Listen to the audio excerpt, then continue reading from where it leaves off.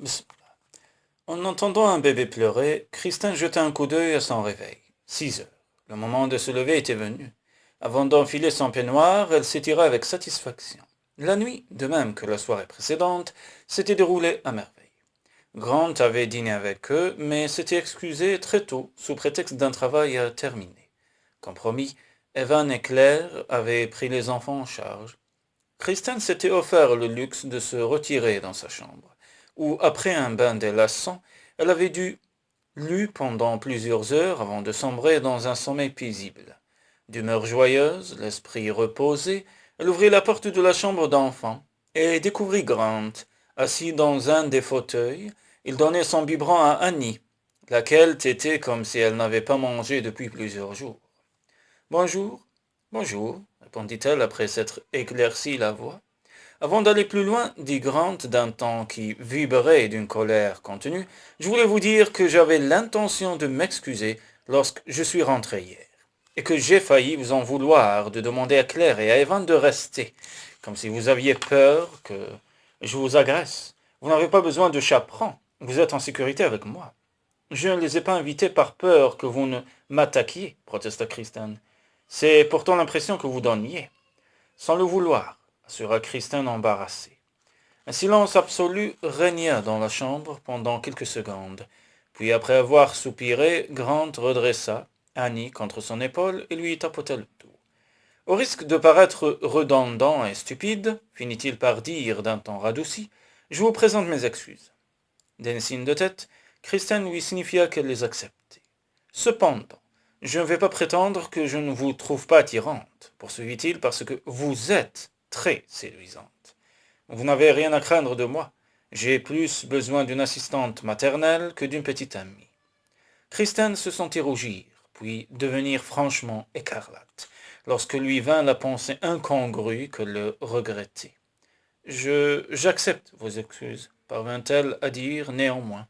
Et pour votre information, sachez que je n'ai pas peur de vous. L'effort qu'elle faisait pour recouvrer son sang-froid fut si violent que les mots résonnèrent avec une sécheresse désagréable. Les mâchoires de Grant se crispèrent, et elle crut l'avoir froissé une fois de plus. Mais quelle importance, après tout, du moment que les rôles étaient clairement distribués. Si vous le permettez, maintenant, je vais aller prendre ma douche, dit-elle en se dirigeant d'un pas vif vers la porte. Celle-ci se referma avant que Grant ait eu le temps de réagir, et il laissa échapper un jurant. Elle avait peur de lui, dire qu'il croyait depuis le début que les réactions de Christine prouvaient son attirance pour lui. Jamais il ne s'était trouvé dans une telle situation. Des femmes l'avaient désiré, d'autres l'avaient détesté, mais aucune, jamais, n'avait sauté au plafond lorsqu'il la touchait, ou fui à toutes jambes chaque fois qu'il se trouvait en tête-à-tête avec elle. En un sens, il aurait moins de mal à garder ses distances tant qu'elle le considérerait avec effroi. Mais il ne pouvait accepter qu'elle fût mal à l'aise chez lui, au risque de la voir partir si la pression devenait trop forte. Ils avaient tous, et les triplés en premier lieu, besoin d'elle. Aussi prit-il la décision qui s'imposait. Il allait amener Christine à l'apprécier. L'apprécier, non pas l'aimer. La première étape fut de chercher à alléger la somme de labeur qui lui incombait.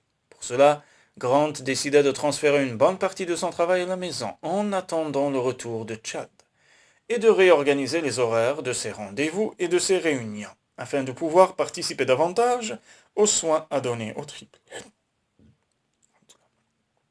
Bonjour, les miss, dit-il en entrant dans la cuisine où les jumelles prenaient un petit encas avant d'aller se coucher.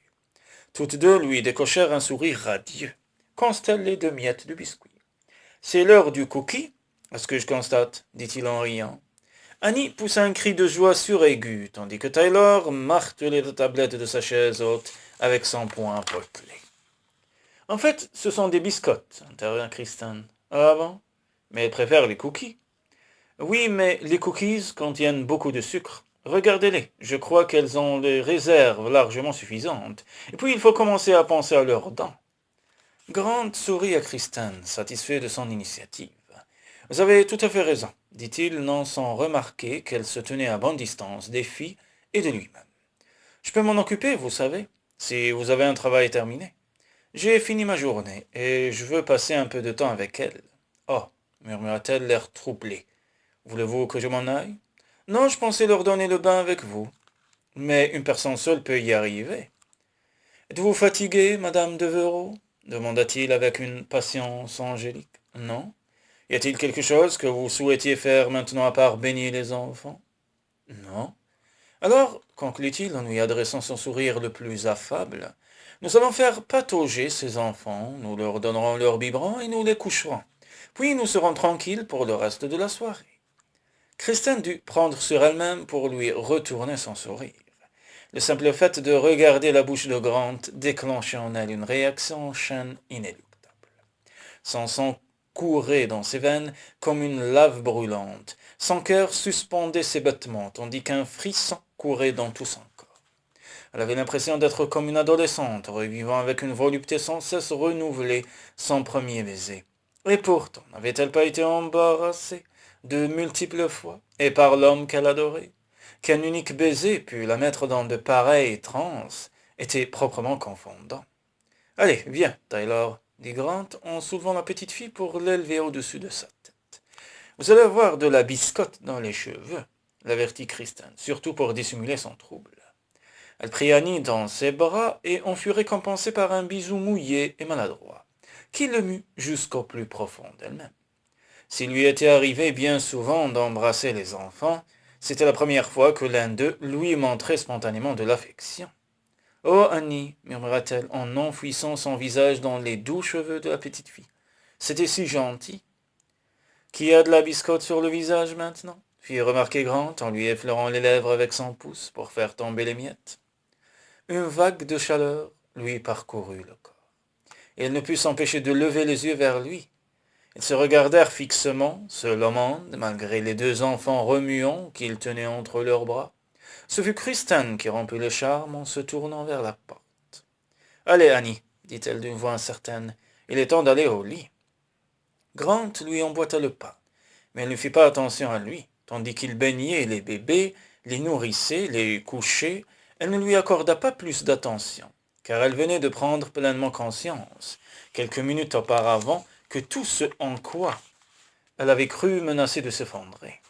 Elle avait épousé son amour de jeunesse et le pleurait depuis un an. Être attirée par Grant Brewster signifiait que le sentiment qu'elle éprouvait pour Bradley n'était pas celui qu'elle croyait, ce qu'elle se refusait de toutes ses forces à reconnaître. Grant en vint à la conclusion qu'une tactique différente s'imposait, car si le simple fait d'effleurer son visage pour en noter quelques miettes faisait bondir Christine, la situation était pire qu'il l'imaginait. Dût-il épuiser toutes les réserves de son imagination, il était bien décidé à ce que la jeune femme l'apprécie et lui fasse confiance avant la fin de la semaine. « J'ai pensé que vous aimeriez peut-être sortir un soir, dit-il le matin suivant, embusqué derrière son journal. « Moi, sortir un soir ?» répondit madame Romani en riant de sa propre plaisanterie. « Vous avez bien assez d'heures libres ?» lui fit remarquer Grant en lui jetant un regard noir. Madame Romani se contenta de sourire avec une affabilité exagérée, puis revint à ses pancakes. « Qu'en pensez-vous, Christine » reprit-il en regardant celle-ci. « Mais qu'est-ce que je ferais » demanda-t-elle en ouvrant de grands yeux. « Pourquoi ne pas appeler Claire et lui proposer d'aller au cinéma? Je pensais que vous auriez recours à elle pour garder les enfants. Je m'occuperai d'eux avec Evan, s'empressa-t-il de dire. S'il parvenait à la convaincre de passer une soirée à l'extérieur, peut-être comprendrait-elle qu'il n'était pas un tyran domestique, exploitant ses employés jusqu'à ce qu'ils s'effondrent de fatigue. « J'entends justement sa voiture, » intervint madame Romani. « Vous pouvez vous arranger avec lui afin que tout soit réglé d'avance pour ce soir. » Christine hocha lentement la tête en signe d'assentiment. Cependant, Grant eut l'impression étrange que sa suggestion la déconcertait plus qu'elle ne la ravissait. « Je n'ai pas une envie folle d'aller au cinéma, » avoua Claire, tandis qu'elle remontait en voiture l'avenue principale de la petite ville. En revanche, un gâteau au chocolat noyé de glace à la vanille. « Tout à fait d'accord, » dit Christine à cette perspective qui mettait l'eau à la bouche. Claire gara le véhicule devant un établissement à la façade brillamment illuminée par un néon. « Ça ne paye pas de mine, mais leurs gâteaux sont divins, » affirma Claire en invitant Christine à descendre de voiture. La salle était petite, vivement éclairées et d'une propreté impeccable. Dès qu'elles eurent pris place sur de hauts tabourets devant le bar, une serveuse en uniforme rose se précipita vers elles. Que désirent ces jeunes dames leur demanda-t-elle. Du gâteau au chocolat, Abby, répondit Claire en se tournant vers Kristen. Kristen, je te présente ma meilleure amie. Abby Conway. Kristen rendit son salut à la jeune femme, non sans éprouver un léger malaise. Elle aurait dû se douter qu'avec sa nature chaleureuse, Claire connaissait beaucoup de monde. Pourquoi s'était-elle imaginé qu'elles passeraient toutes deux une soirée très tranquille? Du café avec les gâteaux, s'enquit Abby. Seulement si c'est du décaféiné, répondit Claire, sinon je ne dormirai pas. Décaféiné? Pour moi aussi, dit Kristen. Avec les filles, je ne sais jamais si la nuit ne sera pas écourtée. Kristen s'occupe des triplés, expliqua Claire à Abby. Et elle n'a pas eu vraiment le temps de souffler depuis que Chad est parti. Et Grant alors, il ne peut pas donner un coup de main? Grant est très occupé, s'empressa de dire Kristen. Mais elle se mordit la langue lorsqu'un silence surnaturel parut s'abattre sur le petit café, et que Claire et Abby tournèrent lentement la tête vers elle pour la dévisager. Vraiment, insista Abby en levant un sourcil interrogateur. Je suis désolé, dit Kristen en se tournant vers Claire. Je ne suis peut-être pas censé parler du grand projet sur lequel il travaille. Nous nous soucions des travaux de Grant comme d'une guigne, répondit Claire en s'esclaffant. Elle s'accouda au comptoir et posa son visage sur son poing fermé, les yeux brillants d'une curiosité amusée. Mais en revanche, poursuivit-elle, nous sommes très intéressés par ta promptitude à prendre sa défense. Que se passe-t-il? Rien du tout, prétendit Kristen, qui sentit le rouge lui monter aux joues. Ô Seigneur, s'exclama Abby en riant. La malédiction Brewster a de nouveau frappé. La malédiction? Ne t'inquiète pas, dit Claire en tapotant la main de Kristen. Abby s'ennuie ici et a tendance à s'imaginer ce qui n'est pas. En l'occurrence, elle parle du fait que je me suis proposé pour m'occuper des triplés, que je me suis retrouvé marié à Evan. Puis Chad a engagé Lily, et elle l'a ensorcelée. Maintenant tu es là, et tu sembles avoir à cœur de défendre le dernier Brewster célibataire. Parce que tu crois que je vais l'épouser? Protesta Kristen en levant les yeux au ciel. Abby se pencha par-dessus le comptoir et lui murmura à l'oreille. C'est la malédiction Brewster. Vous trouvez que c'est une malédiction d'être marié à un Brewster? Répliqua Kristen. Non, répondit Claire en riant. Ils sont forts, loyaux, intelligents. Ce sont des hommes incroyablement sexy, qui traitent leurs femmes comme de véritables partenaires. Pour moi, ce serait plutôt la bénédiction, Brewster. Kristen baissa les yeux sur les gâteaux qu'Abby venait de poser devant elle, puis en prit une grosse bouchée, afin d'avoir une excuse pour regarder le silence.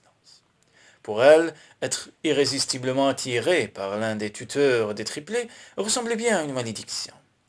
Non contente de s'abandonner aux fantasmes les plus délirants, elle se sentait devenir moins revendicatrice de jour en jour, et en venait même à s'interroger sur le bien fondé de sa prétention à la garde des enfants. Cette préoccupation ne fit que s'accentuer.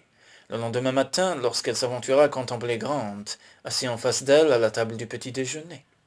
Vêtu d'un jean et d'une chemise épaisse, ses cheveux encore humides de la douche, soigneusement peignés, il lisait un journal d'un air concentré après l'avoir aidé à habiller les filles et à les faire déjeuner. N'incarnait-il pas le chef de famille solide, capable et aimant, qu'avait évoqué Claire? Jamais elle ne parviendrait à ses fins si elle ne cessait pas de le couvrir d'un œil enamouré, sitôt qu'il câlinait l'un ou l'autre des bébés. « Vous n'allez pas travailler » demanda-t-elle d'un ton plus sec qu'elle ne le prévoyait. « Je travaille ici aujourd'hui » répondit-il en tournant une page de son journal. « Pourquoi? Vous aimeriez faire quelque chose de particulier ?» Elle fit non de la tête tout en le maudissant de se montrer aussi gentil avec elle. Plus il était attentionné, plus elle l'appréciait, ce qui allait à l'encontre de ce qu'elle voulait. C'était elle qui devait se faire apprécier, non lui. « Je vais aller prendre ma douche et m'habiller avant d'attaquer les jeux de la matinée, » dit-elle afin de s'échapper de la cuisine. « À quoi joue-t-il en ce moment » s'enquit Grant en repliant son journal. « Coucou, où es-tu, la petite bête qui monte » Les cris des animaux. Aucun n'a encore prononcé un vrai mot. À part « ta » Non, pourquoi? Vous attendez quelque chose de précis? Simple curiosité, répondit-il en lui souriant. J'ai une idée. Pendant que vous vous préparez, je vais voir sur l'Internet s'il y a un site consacré au développement des enfants. Peu soucieuse de lui montrer une approbation trop visible, Christine acquiesça d'un sourire distant, puis se hâta vers la porte. À la seconde où elle franchit celle-ci, le sourire de Grant s'effaça. Elle paraissait encore plus nerveuse que la veille, et il avait l'impression que chaque geste qu'il tentait pour lui prouver qu'il était digne de confiance accentuait sa circonspection. À moins que Claire et Abby ne lui aient dit quelque chose hier soir. Sans s'en rendre compte, il avait parlé tout haut, et il sursauta lorsque Madame Romani fit écho à ses propos. « Je n'en ai aucune idée, dit-elle en fouillant dans ses poches pour en extraire son éternel paquet de cigarettes. Mais je sais qu'il est temps de faire une pause. Vous devriez arrêter ce poison, lui lança-t-il sincèrement, soucieux de sa santé, avant qu'elle ne disparaisse dans la buanderie. Puis il secoua la tête avec incrédulité. Voilà qu'il se mettait à être attentionné envers sa gouvernante. Celle-là même qui lui comptait les pancakes comme s'il était menacé par un excès de poids et qui refusait de s'occuper de ses enfants. Il était temps qu'il recouvre ses esprits. Ce soir, il jouerait son va-tout. Et de gré ou de force, il convaincrait Kristen qu'il possédait lui aussi quelques qualités.